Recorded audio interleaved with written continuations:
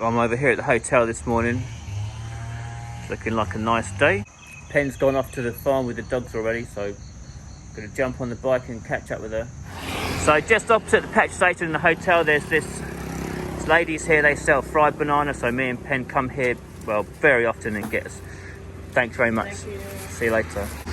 Get ourselves 30 baht worth of fried banana.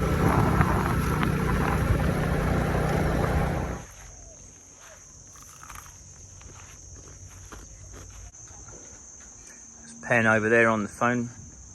So the little kitchen is finished. I don't particularly like it. I think it doesn't actually look very nice, but I'm no good at choosing tiles, and there you go, that's what it's like if I choose the tiles. I got him to do this like polished concrete finish thing. I don't think I like that either actually, but I can always tile over that, so that's no big deal. But anyway, for now that's done. All we've got to do is put the stone on top.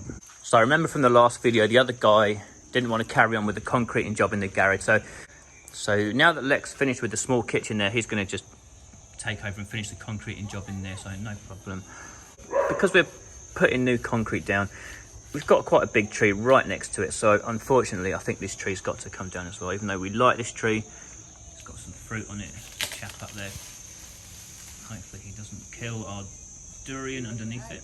So yeah, that's a bit of a shame. In the middle of the farm here we had 12 of those trees, 12 rambutan trees, and that's the last one cutting it down. So there's one more right here in the front garden, but it's only a little one in it, very little fruit on it, but you know, in the future that'll give a bit maybe. It's really warm today. I know it's a silly thing to say in Thailand, but it just feels extra hot to me already. I think, yeah, there's very few clouds. And so that was Narod on the phone, right? All right. So we're going to go and see him today? Yeah. All right. So Pen was on the phone to her uncle, the one with the farm up the road in Tai Rom Yen. So we're going to go and visit him again today. So I think they're doing fruit harvesting now up there. So we'll go and be nosy, have a look at that. I've just noticed in next door there's people climbing the trees up in there. So they're harvesting now. See him up in the middle there in the blue shirt. So yeah, it's that time of year. So we're going to leave Bung Bung and Gorgie locked up in the fence. Of course, he's in the sand, exactly where I don't want him to be. Going to leave these lot doing the concreting and jump in a car. I like this view of the mountains up here on the way into Tai Rom Yen. It always looks really cool. There's always clouds up around there. Just pulled over so Pen can grab something from the shop. Suzuki Caribbean. It's normally really quiet this road, but it's peak of fruit season now, so there's trucks racing up and down everywhere. I've parked the car up there on the road. I can't risk anything going wrong here and me blocking access to his farm, because he's got to get the fruit out right now so he can get paid. I don't want to be the muppet to destroy the road and block all the fruit. So this guy doesn't give a shit. No problem over the slippery stone. I'm really surprised because these stones are so slippery. If I went over there on a motorbike, I'd be straight over. It's so slippery. How can you get across this on a motorbike? It's impossible. Never get tired of the views in this place. Totally amazing. So Pen says her uncle likes having visitors because it's like fruit season at the moment. He has to be in here all the time, so he can't go out to visit us. And where's he off to?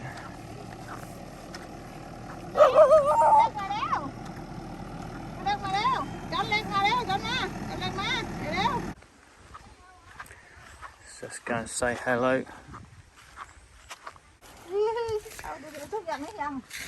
Oh, so this is the durian that Pen chose last time. Look, it's not really massive. They've picked that for us already. There's quite a few people here today. They're preparing food for everyone because there's loads of workers in doing all the work up on the hillside. They're picking the fruit. Let's go have a look. Yeah. Are you making the dinner for everyone? Yeah, look. Making a bit of food. Barbecue, is it? Ah, right, okay, good. Looks good. We'll have some of that in a minute. Come on then, Pen, let's go and see what's happening over here. So the last time we were over here, remember, he had a problem with the poachers coming up the canal trying to steal the fruit. Well, he said that they did come back another night or two, but they didn't really get away with anything, so I think it all worked out all right. I can hear something that sounds like gunshots over there now. Hopefully the poachers are not back. There's a guy right up the top of that tree there, so he's cutting the fruit and slinging it down. So if you cut the durian down yourself and you take it to one of these roadside places, you get a little bit of a better price. God, that guy's right up the top there, bloody hell.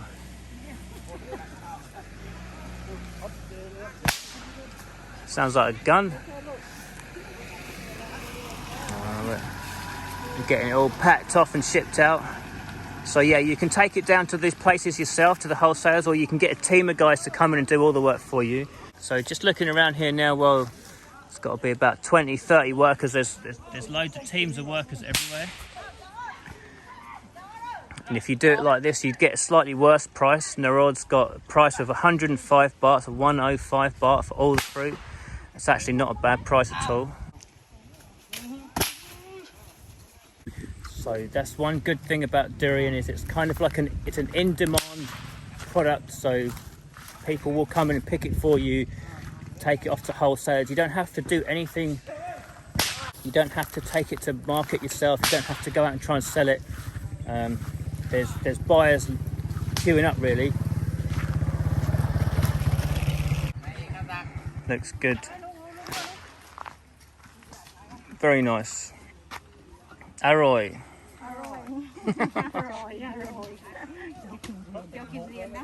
All right, sawadee cup. God, there's people in practically every tree, bloody hell.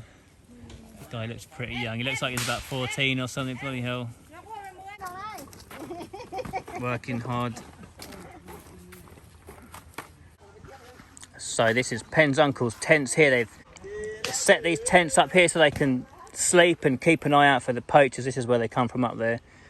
Getting the Hilux loaded with durian there. 4x4, of course. You wouldn't get up here with that 4x4. No chance.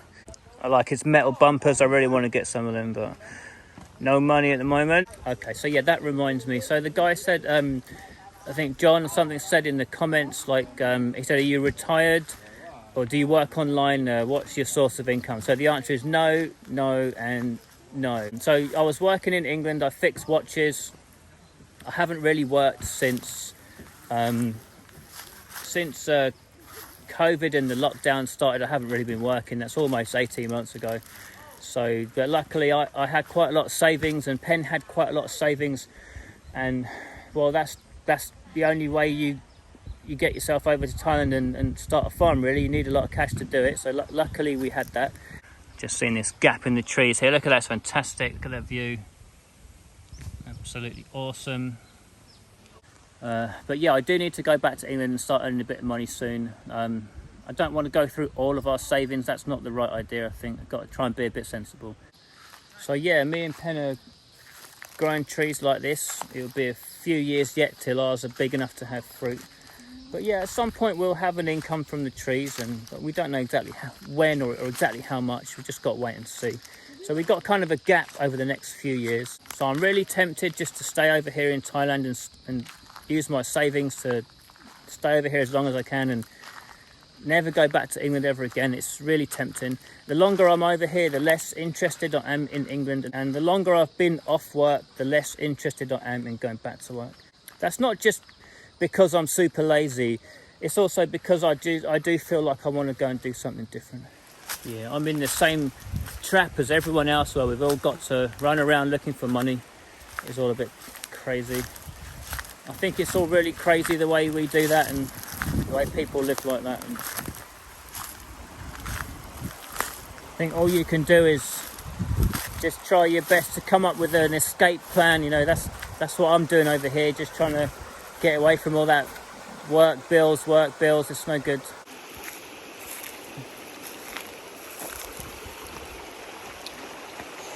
Yeah, I could do with a bit of this. I'd love my own private stream like this. It's nice cool water.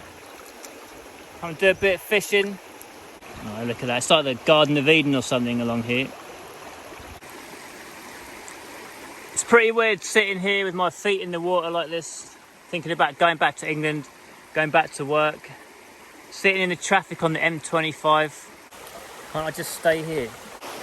I won't lie, this rock is really hot. It's not that nice, but it's a nice view. So what about you guys? I bet some of you guys watching my videos, I bet you're working jobs you don't want to work, and I bet there's at least a few of you wish you could get out and do something else. So, you know, why don't you? What's your excuse? I guess it always comes down to financial security. It's always the reason, isn't it? Well, I put my feet in. Pen says I should go and put my whole body in the water. I don't know about that. I am pretty hot. They just offered me a coffee. I'm like, hey, thank you. It's a bit hot for a coffee. This is with some of the vegetables they've grown on the farm here. It's a bit hot for a hot curry, but you know. What's that? Is that from the farm? Yeah, from the farm. It's a What's that? Fico key pla. I don't know what's English. It looks like melon. It's nice. It's curry and noodles. So some of the lads are having a break now from climbing up the trees. Having a bit of curry and rice. The whole gang's coming now for a spot of lunch. There's really quite a few people up there. So they're giving us some nice big durian to take with us. Very kind of them. So nice big, fat, juicy. So look, we're just walking out with our booty in hand, and Pen's uncle's just finally got back into the farm. So he's been out with all them other cars there. They've got to go up to like some place where they can weigh all the fruit. He's gone to find out how much the fruit weighed and how much he's going to get paid. Cars are all empty now. They've taken the fruit off somewhere. Got to get it back across the slippery stones now. It's massive fruit. It's really heavy, this thing. It must be 10 kilos. Harold's farm's down in there. Yes, hard to access. But further up the mountain there's even more farms, even harder to access. And we're going to have a look up there. Well, we've driven up the road for about half an hour just to have a look around, see what there is. Just pulled over here because there's a really beautiful valley down there. Now the durian farm and a long steep road going down in there. As usual, the camera doesn't do it justice. That's really steep going down there. Definitely need a big 4x4 to get down there. Another really inaccessible place up there. That looks to me to be over 45 degrees there. I reckon that's about 50 degrees up there.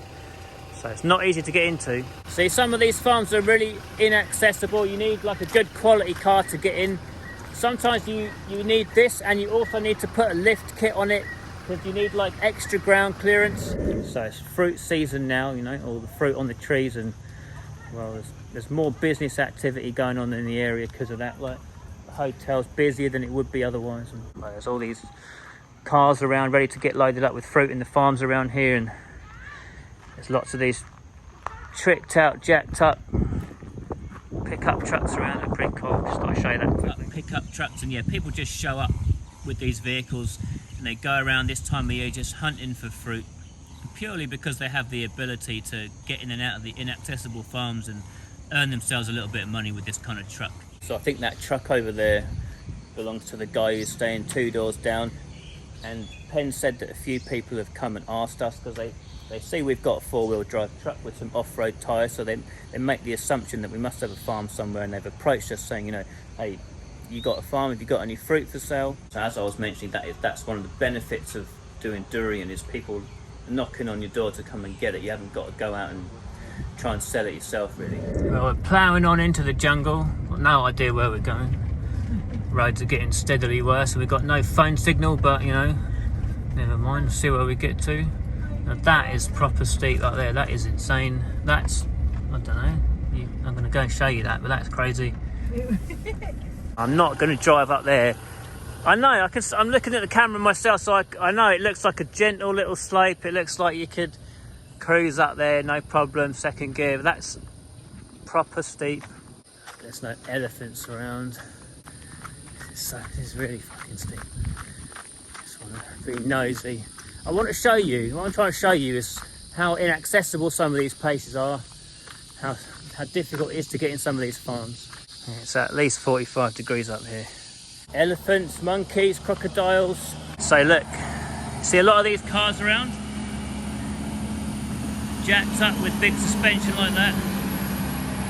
Sometimes they really need it to get in and out of these places, and that's their job this time of year. They'll be like hunting for fruit, trying to earn a bit of commission, because they've got the vehicle that the farmers need to get their product out of the farm. So back down the way we came. Anyway, we had a nice little relaxing drive, bit of an adventure, seen something new. Well, just got back in the farm. Looks like they've cut down the rambutan tree there, just a trunk left. Everyone's working hard except for me and Pen. There's my little water feature. It's not quite as cool as the river by Uncle Narod's farm, but better than nothing.